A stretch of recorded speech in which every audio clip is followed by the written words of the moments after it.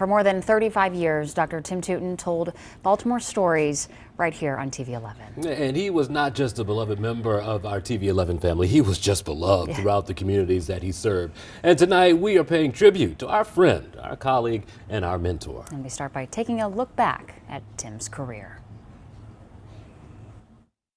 Over his career, Dr. Tim Tootin wore many hats. Sun did not shine. It was too wet to play, so we sat in the Many house hats.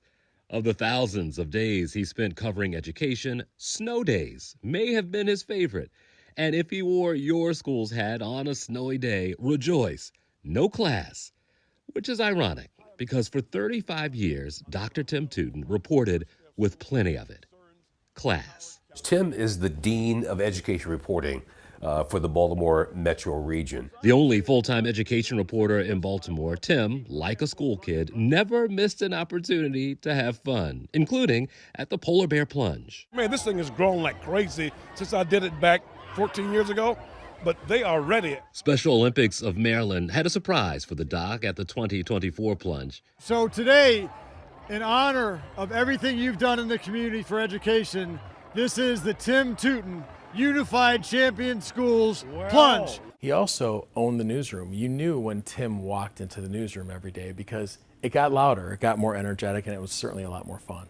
Tim Tootin started working at WBAL-TV in August of 1988. While much of his career was focused on education, Dr. Tootin also covered other serious issues, including the Million Man March in Washington, D.C. in 1995. As Mayor Schmoke got closer to the Capitol and closer to the people who were gathered here, his feelings became more intense.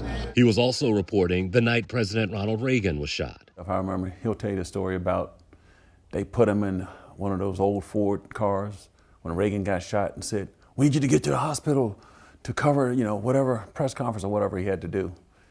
He got lost in D.C. He said, "Man, I was driving that thing all over the place." Tootin also traveled to Maryland, the Maryland in Liberia. Baltimore is thousands of miles that way. He put together a documentary called Africa's Maryland. Tootin walked the streets of Maryland County, Liberia, showing a very different perspective on life in another country, including the education system there. After high school, I want to follow my education. I want to become a nurse. After my high school, I want to go to college and I want to do civil engineer. Tootin was also a man of faith and steadfastly practiced what he preached. He's given us moral compass in the newsroom. And I think more newsrooms need something like that. Even after retiring from the news business, Dr. Tootin remained focused on education. He continued to teach at Loyola University, where he served as a professor for more than 2 decades. His visits to the station included showing his college journalism students how a newsroom works to prepare them for the future.